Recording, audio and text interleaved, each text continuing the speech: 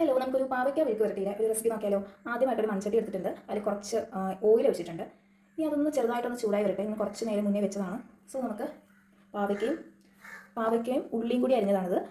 കുറച്ച് 2-3 പയറുണ്ട്. അത് നമ്മുടെ വീട്ടിൽ പിടിച്ച പയറാണ്. സോ നമ്മൾ അതും കൂടി ആഡ് ചെയ്തിട്ടുണ്ട്. അതിന് ശേഷം നമ്മളൊരു പിഞ്ച് ഉപ്പ് ഇതൊന്ന് വാടി വന്നതിന് ശേഷമാണ് ഒരു 2 മിനിറ്റ് വാടട്ടെ.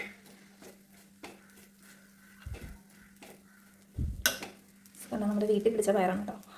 അതുകൊണ്ട് ആക്ച്വലി അത് പാവയ്ക്ക ആണ്, പക്ഷേ 2 പയറേ ഉണ്ടായിരുന്നുള്ളൂ. അതുകൊണ്ട് നമ്മൾ ആ പയറും കൂടി ഇട്ടു. നമുക്ക്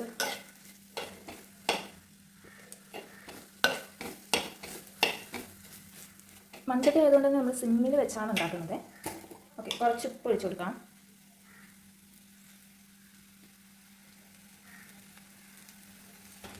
ഇനി ഇതൊന്ന് വാടി വരാം. അതുവരേക്കും നമുക്ക് വെയിറ്റ് ചെയ്യാം. പിന്നെ ഇനി ആ സമയത്ത് നമുക്ക് കുറച്ച് തേങ്ങാപ്പാൽ ഉണ്ടാക്കി വെക്കാം. ലാസ്റ്റ് ആഡ് ചെയ്യേണ്ടതാണ്. കുറച്ച് തേങ്ങാപ്പാൽ എടുത്തിട്ടുണ്ട്, ഞാൻ ഓൾറെഡി ഉണ്ടാക്കി വെച്ചിട്ടുണ്ട്. സോ ഈ സമയത്ത് ഇത് വാടി വരുന്ന സമയം നമുക്ക് തേങ്ങാപ്പാൽ ഉണ്ടാക്കാവുന്നതാണ്.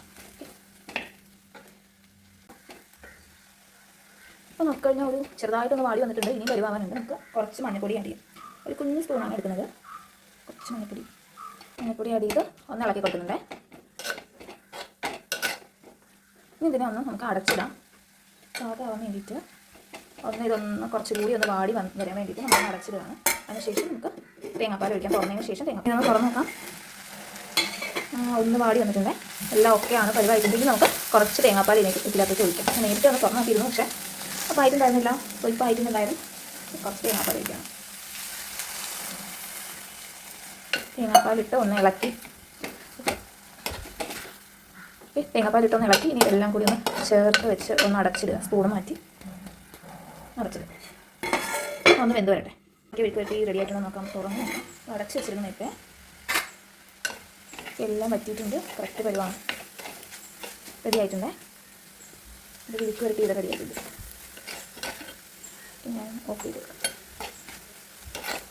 ഇപ്പോൾ വേണമെങ്കിൽ കുറച്ച് പച്ചമുളകും പിന്നെ കറിവേപ്പിലയും ഒക്കെ ഇടാം.